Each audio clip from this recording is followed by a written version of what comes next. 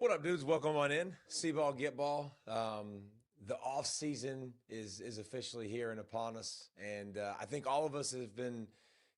Actually, let me rephrase that. Some of us really look at the portal, and it's like Christmas and what's underneath the tree and what's wrapped up tight, and like, this is fantastic. And some are like, wait a minute, holla at your boy when we're done. Well, we're kind of done. We're not fully done. There's still some big names that will go to some big spots, but we did want to go through so far right now. The portal's closed, but as of now, like the top 5 programs, and we kind of have a little heading to this that I think you'll like. But like, who won the portal? Which teams? What are the top 5 teams?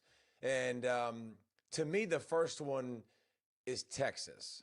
And Texas got a top 5 player at the position at running back. They got 2 top 5 running backs in the transfer portal, so that's even better. They got the number 1 wide receiver, number 3 O tackle, number 3 linebacker, and then defensive linemen's in the top 10, cornerback in the top 10. So here's what I'll say about Texas when it comes to the list: playmakers, who they have coming back, who they retained. Like, they did an unbelievable job of filling holes and swinging and shooting their shot. If you don't think Texas kind of had one eye over there to Lubbock in what was going on last year and seeing how much success they had in the transfer portal, I think you're wrong. They battled Texas Tech for Cam Coleman. They battled A&M for Cam Coleman. But they didn't get names. They got big names. They got big-time playmakers. They swung big. And I think Texas, if you're a Texas fan, you should appreciate that. And you just got so many guys coming in that you've heard of that are big names that have been very successful. Hollywood Smothers is a huge name. Obviously, the saga that went with it. If you want to get some stories in and some story time later and read about how that went down with Alabama and all those things, it's an interesting one. One of the more interesting ones in the portal. Raleek Brown, another running back. Cam Coleman, this guy's, obviously going to play with Arch Manning in this new system, big time. Like, it's big time to have a big guy that can make contested catches, that makes it look easy, big, fast, strong. Like, he's obviously going to fit in well with Arch. And then the list goes on defensively with guys. So I just think I love the way Texas, they said, we're going to go after some playmakers. They went after playmakers. They spent cheddar. They did an unbelievable job. Next up, the Indiana Hoosiers, the national champs, right? Like, I think this is fascinating to me because Indiana's proven that they're the transfer portal team, right? And the model and how to do it. And people are going to continue to try to copy Indiana. And there'll be teams on our list later that we're going to be, put in that category. But if you thought they were going to slow down and back off because they won a championship, you ain't seen their transfer portal class. Like, they went all in for a 3rd straight year at quarterback, right? Like Josh Hoover now at quarterback, a guy that's thrown for almost 10,000 yards, huge career, a lot of starts. Got a little bit of wiggle to him too and can run, but a guy that fits with timing and throwing, like, got to have your trigger man. Like, they've proven that they've got to have that guy, and it's been really well to him. But how about, I think for Indiana, it's quality now over quantity approach. Like, 31 transfers in 2024, 23 in 2025. And now in this cycle, it was just 17. So Indiana's like, we don't need all of this. We've already started to build it. So the approach they use, I think people are going to copy, and they're going to have to bring people from their schools and be all in and get your kind of guys to start with to build a culture. Then once you build a culture, now you start picking off. And, hey, I'm going to go get Michigan State's best receiver, really great receiver, Nick Marsh. I'm going to go get Kansas State's best defender, Boston College's best weapon, like Wisconsin's best offensive lineman. It's literally kind of like going to Indiana went to the mall and was like, all right, we need a few things that are really high priority. Need a great lineman. Need a great playmaker out wide to have an offense to make it easy. Need a great quarterback. Like, just kind of sifting through. Like, nice to have that wallet, that credit card. Just put it on my tab. But I just think quality over quantity. Just an unbelievable job by Indiana. All right, next on my list, Notre Dame. And to me, this was the definition of Marcus Freeman. Marcus Freeman is one of the smoothest, coolest cats on the planet. Like, He's just got that swag about him. And that's exactly what their transfer portal class did. Like, smooth as it gets. You know why? Because when you're starting to rank these classes and talk about these classes, one thing that's really, really important, who did you lose? They didn't lose a starter in the portal. Not one. Like, it was just smooth. Now, they didn't go to a bowl, and they didn't go to the playoff. So they had some time to really do this and hit big, but they went and they fixed their glaring need. They had a glaring need at defensive tackle. They go get a guy, Gray, at Oregon to fill it immediately, like one of the best defensive tackles in all of college football. They go to Pittsburgh and get Brew, and immediately going to be a guy that they can put in there. So they took some high. I like what Notre Dame did too. They swung and they got some high upside wide receivers. Like that's what they did. Like that. I think that there's a couple ways you can do this, right? Like you can go after the guys that are proven, that don't have the big stars, like we've seen that have a lot of experience, that are really solid, good players. Or you can go for some of these guys that have been kind of maybe disappointing, like somewhere else, like Porter or Graham for Ohio State. Those are high upside wide receivers that got some serious talent, or a 5-star edge rusher, Keeley from Alabama. Then they got Colorado starting cornerback. So they kind of went to some different places. I just think that it's like, if you want to give a heading to this one, it's the Marcus Freeman transfer portal. It's smooth. It's calculated, a lot of retention, and just kind of the way he does business probably. All right, you're probably saying, why haven't I heard LSU yet? And Lane Kiffin, because he is the portal king, right? And their class is ranked number 1. Here's what I'll say about LSU, man. Like, they're going to emerge as a huge winner in the transfer portal, and it's really nice when you go get, 4 4-star defensive linemen. It's really nice when you go get 4 4-star offensive receivers, playmakers. It's nice when you go get the top-ranked portal guy at quarterback with Sam Levitt, which a lot of people have. Like they went in and they got a bunch of dudes. But the problem, the thing about them is with this class with them, they went all in. They're the portal kings.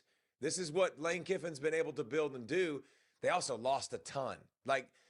The O-line could come together with a bunch of transfers, but there's not a lot of like sizzle or star power there. And then listen, I would argue that's the way Lane Kiffin's kind of done it. That's the way they did it at Ole Miss. They didn't spend a ton of money on that group. They spent a ton of money on defensive line. They spent a ton of money a lot of money on skill and obviously the quarterback spot. So, all of their offensive linemen at one point, were gone in the transfer portal. And there was a lot of really good ones on LSU. So obviously they deserve. They're the most turnstile, right? They're the most changed. They're the most that looks so different from what it was to what it is. So and the names of the guys we could go through, man, a ton of players with a ton of production. So it's extremely impressive what Lane Kiffin's done. I'll be really curious to watch how that offensive line works. All right, 5th position, 5th hole. I'm going to do this a little bit differently, but who's about to be, or who's the next opportunity to be Indiana, Cignetti? And I think this is going to catch some of y'all off guard, but I'm going to do 2 honorable mentions before I add number 5 to my list, which I'll give you. Virginia Tech. I think Virginia Tech they've always been kind of a sleeping giant in college football, like one of the best programs ever not to win a natty, right? Like Frank Beamer had it rolling, Mike Vick, they played for a national championship. Well, I also think you got a coach in James Franklin he's a builder, right? He's done a great job. He's built Vanderbilt. He went to Penn State with sanctions and built. Like he's been very, very good at that. And so what did he also have the capability of doing this job, what he didn't do with Vanderbilt when he went to Penn State? It's really nice is when I can go to Penn State and bring in 12 guys like Ethan Grunkemeyer, my receiver. I get to bring in my tight end, Luke Reynolds, players familiar with who you are, what you are, how you lead. Think it's really, really important to do. So I think this is one of those teams that they've chosen to also spend and build and jump in. So you got a coach that's a builder. You're bringing in a lot of talent that have played with some experience. Better players that you're used to getting at Virginia Tech with the resources. So they made my list for sure as honorable mention. And then this is probably going to be one that people aren't thinking about. Kentucky. Like, I know it's basketball season, and Mark Pope's got them on. I think they got a little winning streak going too. But like Willie Stein coming in for Kentucky and Joe Sloan, his offensive coordinator, they attacked the portal. And they attacked the portal with some purpose, man. Like, completely rebuilding the offensive line with all Power 4 starters. Like, they built the foundation, the inside. They're like, wait a minute, this is how we're going to do it. We're going to be tough. We're going to be good. And that's how Stoops did it for a while. They had that physicality. And then they bet on some of the other guys with upside, like Notre Dame transfer quarterback Kenny Minchie. And he's a guy that was, kind of had some drama too with Nebraska. And then adding C.J. Baxter, former 5-star running back, Nick Anderson from LSU. So, like, they got the line really, really solidified. Got the skill players that have some upside. Got your QB that if your QB can hit, I just think Kentucky's on that list. But here's one that I think will surprise you a little bit. So we've gone through 4. Here was the team that was number 5 on my list. Oklahoma State, the Cowboys. And why do I say that? Because they were 1-11 a year ago, right? Like, didn't beat an FBS team. Coach fired. I think that has a lot to do with it. If you're going to go with the Cignetti model and bringing in a new coach, well, they're bringing in a new coach. You might not have heard of him, but his offense is really, really good. Really good. And not only did Eric Morris bring in his great offense, he's doing exactly what Kirk Cignetti did. He's bringing all his dudes with him. Like 17 former North Texas players. Remember, North Texas was a team that we were going through. Like, me and Brent were talking weekly about North Texas. Are they the team that's in the college football playoff? That logo popped in the college football playoff a lot. These weren't like okay players. Like, this was a really, really good team. North Texas built on speed, built on athletic ability. Like, they're not just bringing in dudes. They're not just bringing in guys. They're bringing in dudes. They got the quarterback, Mestamaker. Like, he ended up being a 5-star guy in the portal. And remember, he's not even a guy that started in high school. So Eric Morris has been able to identify people that other people overlooked. Caleb Hawkins, the national rushing leader for touchdowns. Like, he's found these diamond in the rough type guys and made them bigger stars. He has a high-powered offense. I mean, high-powered. He's bringing in more than 60 players. But when you're bringing in Mestamaker, who's a baller at quarterback, and you're bringing in Hawkins at running back, and you're bringing in Wyatt Young at receiver, like, this has a chance to now be something special. And so I think it's interesting to watch the Pokes, the Cowboys. I don't know who's talking about them, but we are. Like, we're going to talk about them right now, because bringing in all those newcomers, bringing in basically a 5-star QB now and they all know your system. The national touchdown leader and Caleb Hawkins, and one of the top best young guys in the country, Wyatt Young at wide receiver. Like, this has got a chance to really click, really hit the ground running, and be one of the best turnarounds we've seen. 1-11, not being an FBS team, you can flip that over. Like, they're going to get 8 wins. In the Big 12, they got a chance to do something special. So Brent Rollins from On3, from PFF, joins me every single week, every show. Brent, talking about the top 5 teams. You're my numbers guy. You're my thinker. You've gone through all this probably with the fine-tooth comb. What did I miss? What do we need to add to this list? First off, we got to say this.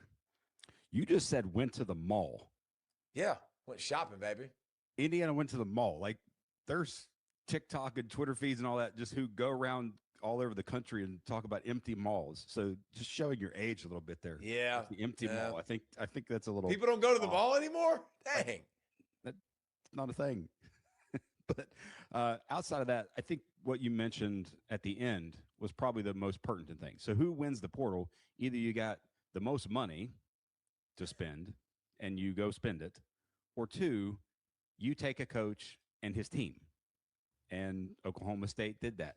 Penn State even did that. Virginia Tech, he took Penn State, and then Iowa, Campbell goes to Penn State and takes all his guys with Beck and Brommer and Marcus Neal at safety. Like, so that's the model. That's kind of, when you think about who wins these things, it's spend most money, take a team and bring those same guys. Like, I love Oklahoma State and the situation that they bring to the Big 12. Yep. because like there was a gap with Texas Tech and everybody else. Okay, can somebody close that gap a little bit?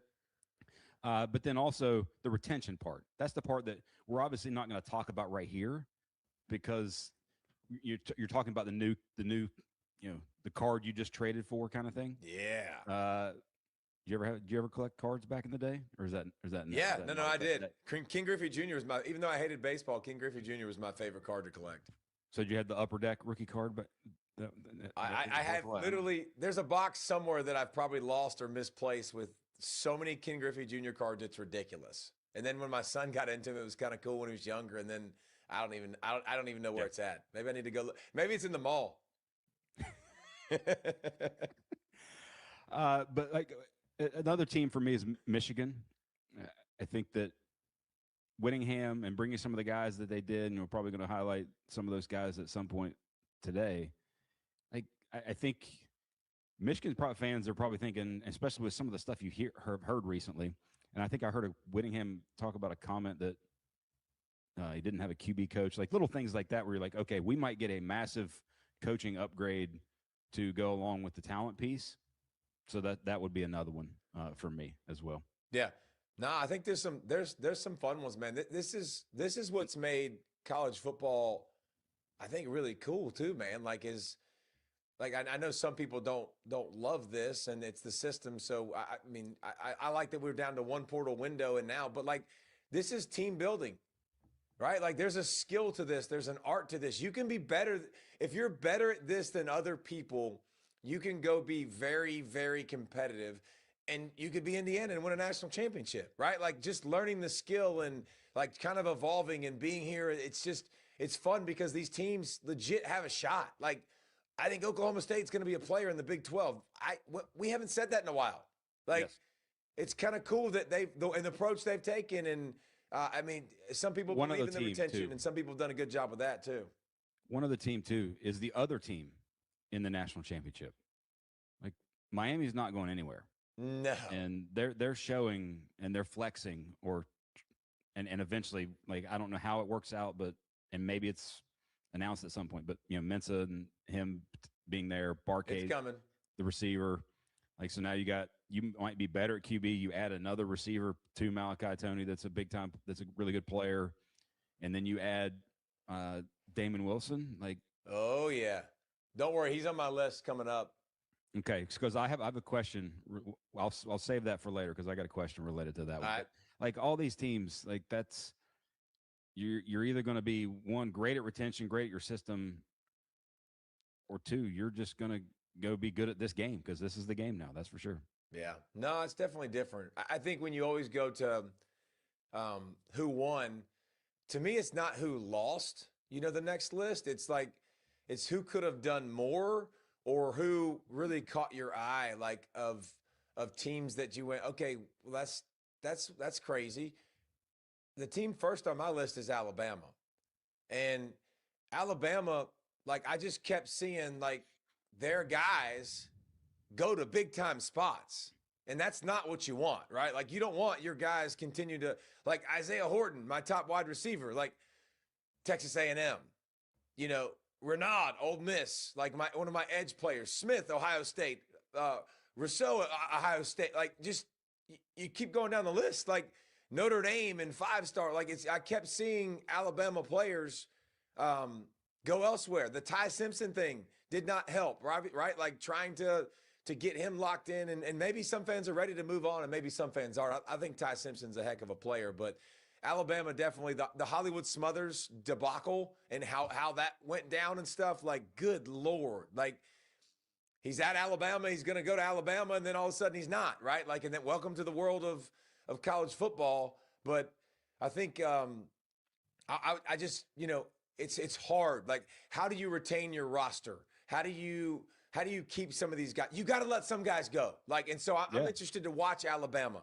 and to see if they got it right, because maybe they got it right with some of these evaluations. But I think if I'm hating all this talent that's going out the door, like the upper echelon talent on my team.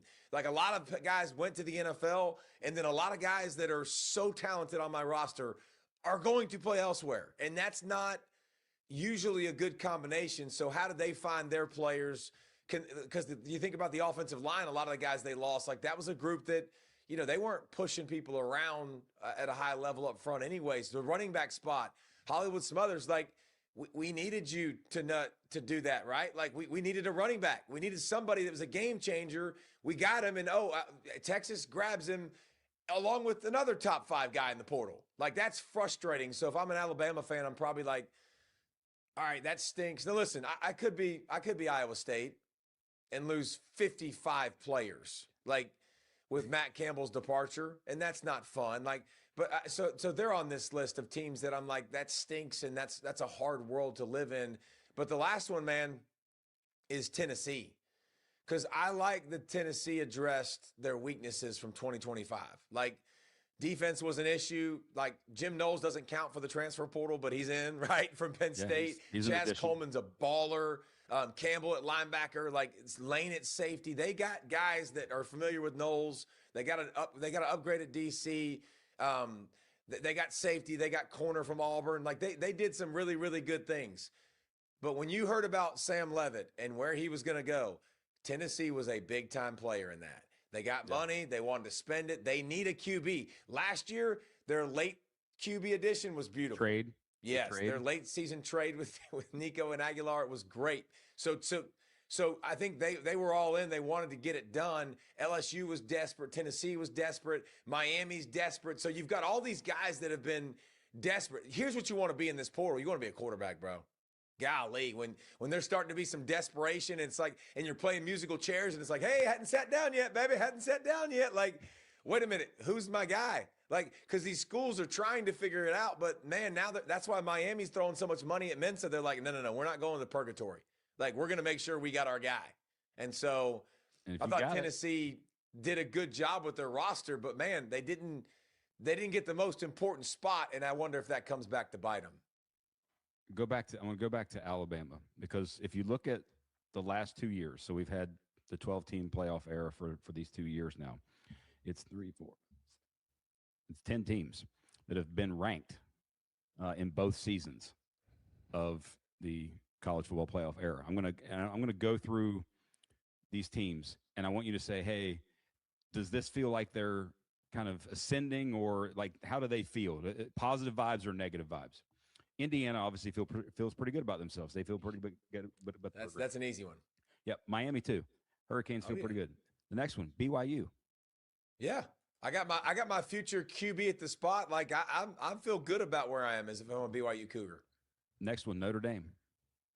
Still feel great about my leadership. Feel great about my quarterback spot. Like feel great about my talent across the board at the right spots. Feel good. Texas. Feel great about who I am. Arch. Spent a lot of money. I got Arch. Yep. I added a DC who brings a personality that is unlike any other. Georgia, which by the way, Georgia has finished 6th and 6th each of the 2 years in terms of the rankings of the college football playoffs. So, but anyway, Georgia, how do they feel? They kept their roster. They retained most of their guys. They kept the guys they wanted to really, really keep. They did a really good job with roster management. Like probably not.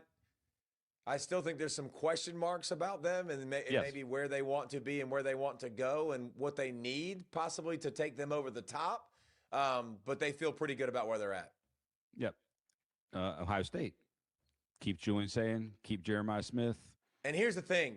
I tell you what, Ohio State proved to me too, last year, the way they rebuilt it, I have faith they'll do it again. Like to rebuild that defense, I'm like, okay. Like I saw it like from ground zero to great. Like a lot of guys new, hadn't started, bam, feel pretty good about it. Like I feel pretty good about Ohio State doing that. Yeah. I usually feel good about them anyway. Every year. It's hard not to with the upper echelon hard talent. Not to in that in them with who they play. All right, Oregon. Oh yeah, great about Oregon. Hey, if my quarterback gets hurt, I got another one. I can spend an extra couple. I can spend an extra $3 or $4 million on an extra quarterback. So you guys don't have one. Like it's a nice world to be in. Ole Miss. I feel okay.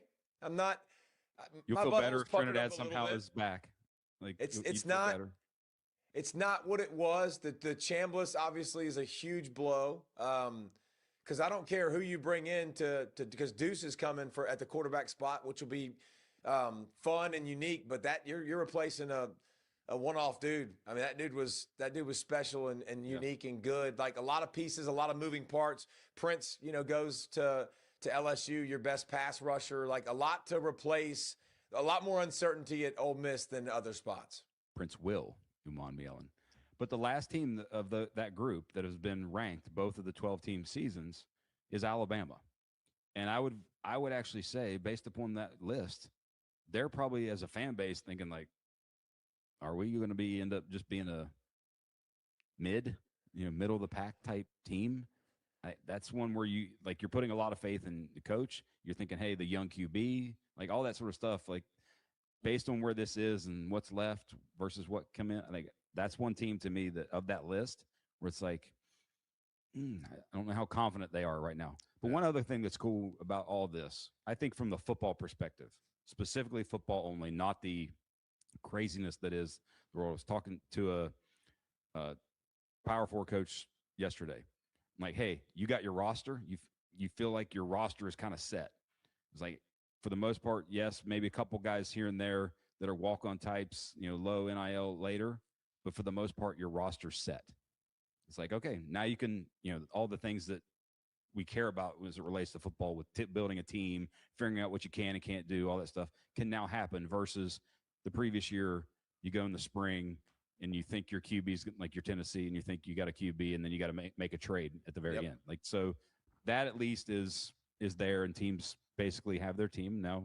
You'll get better. It's rock and roll. Yeah. Well, speaking of team, one thing that's on our team is game time. Game time has been so good to us. We're so thankful, so appreciative. Jumped on board with us and supported us from the beginning. College football season's almost over, but just like C-Ball, Get Ball, game time's here all year long. If you need seats to college hoops, yes, please. Hockey, if that's your cup of tea, concerts, comedians, go to Game Time. Tickets to everything you could ever imagine. And again, there's no fees, dude. Like, you're going to see the price. You're going to pay the price. I love what they have going on. They've been so easy to work with. The app is amazing. But if you're a C-Ball, Get Ball listener, it gets even better. Go to gametime.co, C-O. Or use the Game Time app. The app is really, really cool. You can see where your seat is. You can see where would I need to go to the concession stand. That's where I think about sometimes. But check out the promo code Pollack. If you use that, you get $20 off for your first purchase. That's gametime.co or the Game Time app, promo code Pollack. Get that seat for $20 off. That's a dub for you C-Ball, Get Ball listeners right there. All right. Which 5 players improve their situation the most? And I look at this like, what's the glove to the fit? Like, what's the hand to the glove? Like, how does it fit? And this first one, that I don't do it. Okay, don't do it. Don't do it. Don't compare this guy. Don't compare X player to one of the greatest. Actually, it's the greatest football player I've ever seen. Don't do it. No, screw it. I'm going to do it. I'm going to do it anyways. Okay. And Auburn fans, get excited, man. Like Adam Rooks is always in our chat. Like, get excited. War dang Eagle, right? Like, the last time you had a freak show 6'6", 260-pound quarterback, man, life was good. That was a once-in-a-generation guy. I get it. But you got a dude that's really special now with Golish. Like Byron Brown, he's 6'3", 240. He's a freak. He's an absolute freak show. So you got that dude. By the way, you want me to like tell you why, or you want me to give you some numbers? Like he led the FBS in touchdowns last year with 42. He did the 3,000, 1,000 combination. 3,000 yards as a passer, 1,000 yards as a rusher. No one else did that in college football in the regular season. And guess what, man? Like, you want some freaking names of guys that have done that? Like, how about Johnny Football? How about Deshaun Watson? How about Lamar Jackson? How about Vince Young? So, like Auburn, I know y'all have been beaten and y'all have been struggled, but dude, you got that dude. And he's a mobile guy that fits your style, your personality, your brand when you've had success. Byron Brown coming in this system, I don't know that there's a better fit in college football. Like, he'll have a good defense. Durkin's really good. Auburn's recruited at a great level. That place is set up to succeed. Byron Brown is a great fit, the best fit in all of college football. He's with Golish. He's going to continue to move on and do great. Jakari's Peak, South Carolina. Listen, South Carolina needed offensive linemen like we need food. I mean, they were so bad a year ago, right? Like 43 sacks. That one of the worst teams in all of college football at it. Lenora Sellers, how do I hang on to him? How do I bring him in back another year? Because obviously that was the thing that could have happened. I get him a new OC. How about I get him some offensive line help? And Peak played left tackle, right tackle. He's a big old boy, athletic. But again, versatility, experience, put up great numbers, didn't give up. I think he had 12 pressures and 3 sacks at almost 500 snaps a year ago. Like, that's a great fit that needed to happen. You needed a guy that you could depend on. You need a guy you could plug and play and fill one of those spots because it was miserable a year ago. So South Carolina, you got your big dog, the best offensive tackle in the portal. Miami, the Canes, the U, being back. What was the secret? What was the key to success? You had a good quarterback. You got a great wide receiver. You got a great running back. Oh, they're back. Like, you build an offensive line that's really, really good and physical, and I think that's going to continue. Well, Bain and Mesidor is gone. Like, those two guys are huge losses. Those are the biggest losses on the team. Hey, man, you know what's nice? Go tap Damon Wilson. 6'4", 250. If he went to the draft, he's probably a first-round pick, like Bain and Mesidor. Explosive, relentless edge rusher. Hey, Damon Wilson, you get to go work with Jason Taylor, Hall-of-Famer. Pretty good. You think that's going to be a good fit? Yeah. Like, the speed, the hands, yes, please. Like, he is absolutely going to come in and be right away, go from, they had 250-something pressures, and you lose those guys, and now you go, man, I'm all right. I'm good. So it's an unbelievable fit for Miami. Like, that's as good as it gets. Brent Rollins, you were talking about Wilson, and you said you had a question. What was your question for that one? This is something that's going to be interesting to follow for me with the portal because of, you just mentioned Jason Taylor and what the sort of the ascension that Bain and Mesidor took. Do you, as a school, like, if you have that guy, or if you're the defensive tackle guy, you're the receiver guy, you're the, hey, running backs come here to have great success, like, that's going to be something in this world of college football with movement where tip of the cap that you got to have, feather in the cap, whatever you want to call it.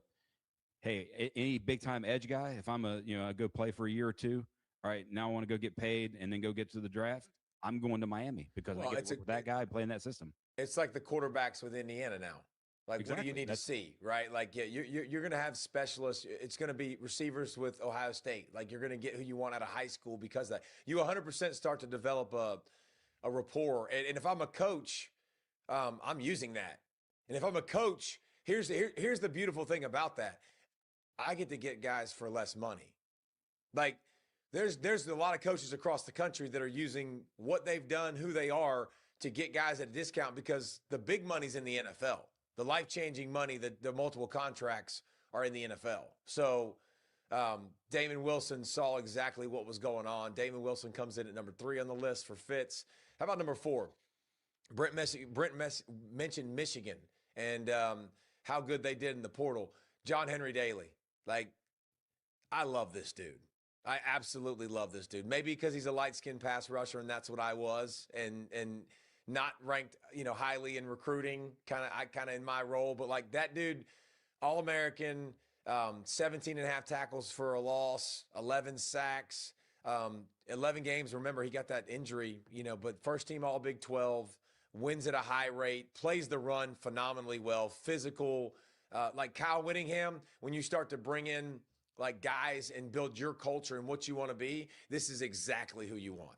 Like, you want a guy that plays the run, but also rushes the quarterback like Aiden Hutchinson. Like, you want that plug and pay veteran. But just he's so good, plays so hard. So this is just an unbelievably awesome fit and a needed piece. Michigan's so good at when they're getting to the quarterback, they're so disruptive. You got to have that guy. John Henry Daly's that guy. And the spin move is so underrated. It's a really nice spin move. He just does a really good job with it. But he's number 4 on the list of impact guys that are great fits. Cheated at number 5 here. I went Arizona State. I went Amarian Miller, and I also get Reed Harris. So like I put those two together. It's not legal, and it doesn't really work. But I love the fact that you go get, Miller, who's smooth, like just smooth, fast, glider, over 18 yards a catch, like sudden, like dude will run by people. You think about him with Kenny Dillingham. This is why I think it's fantastic. Though he'll use that dude in 1,000 ways, man. Like, where is Waldo? But tracks the ball, run after the catch. Dude's an absolute stud of a weapon. And then Reed Harris, the absolute opposite. 6'5", 220. He's from Boston College, got good speed, but man, just a jump ball machine. Like big, think about big physical.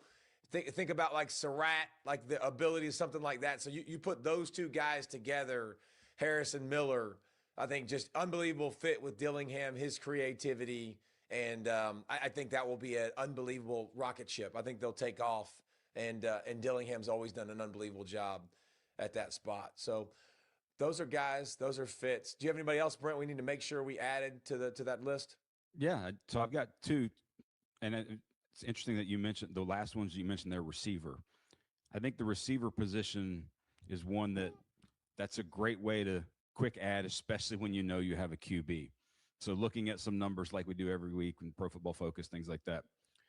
Cal, because Cal to me is that early, hey, that might be a playoff team type team, new coach bump, QB really good. And then they add 2 receivers in the portal, Ian Strong from Rutgers, who had an 80 receiving grade, big-time contested catch guy, over 60% contested catch last 2 years. And then Chase Hendricks from Ohio, who probably many people don't know about, but was one of the highest graded FBS receivers and even had like 76 and a touchdown against Ohio State. But him, and then Adam Muhammad, the running back from Washington, who balled out sort of late in the year there when Coleman got hurt. Like, so good. To go along with Keava Sangopulatele, Jaron, I think that's God bless you. That's one for me. And then 2 is Oklahoma. Adding Trail Harris from Virginia, and then the actual, to me, the greatest, best, I love this more than anything in the transfer portal, was Parker Livingstone, who, in his little announcement was like, hey, they wanted to pay some other guys, so I'm going in the portal. And guess where he goes? He goes to Oklahoma from Texas. Like that, to me, that's you would appreciate that level of petty. I want to go to that squad and go beat that team. I'm going to make sure I stick it directly up your hanky. Like that to me was the portal and how you sort of best do the portal.